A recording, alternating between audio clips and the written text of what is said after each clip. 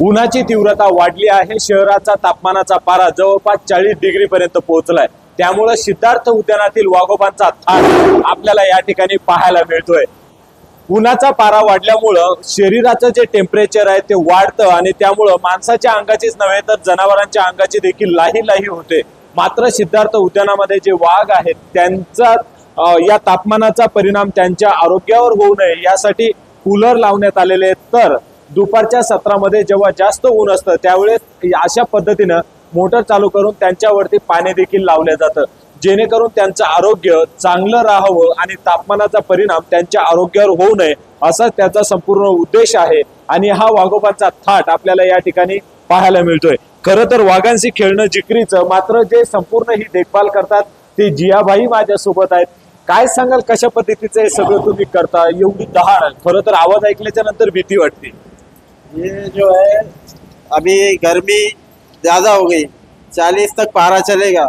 ये हमारे को इनको दिन में से 3 टाइम इनको पिंजरों पे इनके ऊपर फुहारा पानी मारना पड़ता और इनको ठंडा रखना पड़ता।